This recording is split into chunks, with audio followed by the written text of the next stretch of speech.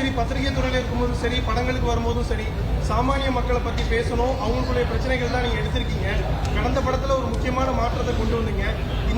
இந்த வாய்ப்பு உங்களுக்கு மிகப்பெரிய வாய்ப்பு. ஸோ இதில் எதை பற்றி இருக்கும், என்ன மாதிரி நாங்கள் எக்ஸ்பெக்ட் பண்ணலாம்? டீசர் பாருங்க, உங்களுக்கு புரியும் என்னன்றது. உங்களுக்கு அதில் பார்த்தா ஒரு மாதிரி புரிஞ்சிடும். நான் ரொம்ப பேசுறதுன்றது பத்திரிகையிலேருந்து வந்தாலும் நம்ம கேள்வி கேட்டு தான் பழக்கம், பதில் சொல்லி பழக்கம் இல்லை. அதனால உங்க எல்லாருக்கும் நன்றி. அங்கிருந்து இங்க வந்திருக்கேன். உங்க வாழ்த்துக்களோட நான் உள்ள போறேன். அதுதான். ரொம்ப நன்றி. தேங்க்யூ. எல்லாருக்கும் வணக்கம். முதல் முறை இத்தனை மீடியா முன்னாடி, இத்தனை கேமரா முன்னாடி நான் பேசிட்டு இருக்கேன். இது ஏதோ நம்ம ஆஸ்கர் ஜெயிச்சுட்டு வந்தா இந்த மாதிரி எல்லாம் இருக்கும் அப்படின்னு என்னுடைய கற்பனையில இருந்தது. பட் ரொம்ப ரொம்ப சந்தோஷம். முதல் முறையா நான் ரஜினி சார் கூட நடிச்சிருக்கேன். அது எனக்கு ரொம்ப ரொம்ப சந்தோஷமான ஒரு நிகழ்வா இருக்கு. அது மட்டும் கிடையாது, இதுல இன்னொரு சந்தோஷமானது என்னன்னா அமிதாப்ஜியும் இருந்திருக்காங்க இந்த படத்துல அப்படின்றது. அதுவுமே இல்லாம அவர் ஞானவேல் அவர்களுடைய இந்த படத்துல ஒரு பகுதியா இருக்கிறது எனக்கு ரொம்ப பெருமையாகவும் இருக்கு.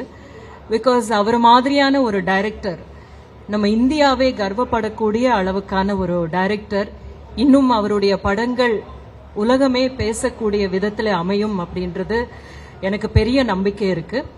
அந்த மாதிரியான ஒரு இயக்குனருடைய படத்துல நான் ஒரு பார்ட்டா இருக்கேன். It's a very small character. நீங்க அப்படி கண்ணிமைக்கிறதுக்குள்ள போற மாதிரி கேரக்டர் தான். But still I really loved it. ரொம்ப ஒரு சந்தோஷமா, ரொம்ப பெருமையா பண்ணி இருக்கிற படம் இது எனக்கு. நன்றி. நீங்க சமூகம் சார்ந்து சிந்திக்கக்கூடிய ஆள் தான், புத்தகங்களை அதிகமாக வாசிக்கக்கூடிய ஆள் தான். ரஜினி சார் தொடர்ந்து இந்த மாதிரியான சமூகம் சார்ந்து யோசிக்கவங்க, ரஞ்சிதா இருக்கட்டும், காலா, கபாலி, இப்போ இவருக்கு இந்த மாதிரியான இயக்குநர்களுக்கு வாய்ப்பு கொடுத்து அடுத்த கட்டத்தை நோக்கி எடுத்து செல்றாங்க இல்லையா? அதை நீங்க எப்படி பாக்குறீங்க?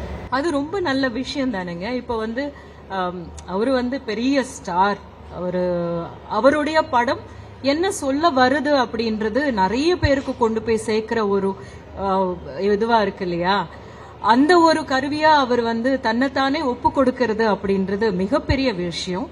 அதுதான் இதுல நம்ம பார்க்க வேண்டிய ஒரு நல்ல பாசிட்டிவ் விஷயம். அந்த மாதிரியான டைரக்டர்ஸோட ஒர்க் பண்ணணும் அப்படின்னு நினைக்கிறாரு இல்லையா? That's really nice. இல்ல, தமிழ்ல நிறைய பேர், எல்லா ஆக்டர்ஸும் அந்த மாதிரி தான் பண்ணிட்டு இருக்காங்க அப்படின்னு தோணுது. இப்போ தனுஷா இருக்கட்டும், இல்லைன்னா சூர்யா அவர்களா இருக்கட்டும், ஜெய்பியுமே அவர் ப்ரொடியூஸ் பண்ணியிருக்காரு. அந்த மாதிரி நம்மளுடைய கொஞ்சம் நல்ல மார்க்கெட் இருக்கிற ஆர்டிஸ்ட் எல்லாமே நல்ல படங்கள் பண்ணணும், சமூகத்தை சார்ந்த பிரச்சனைகளை பத்தி சரியாக பேசக்கூடிய இயக்குனர்களுடைய இயக்கத்துல நடிக்கணும் அப்படின்னு நினைக்கிறது நல்ல விஷயம்.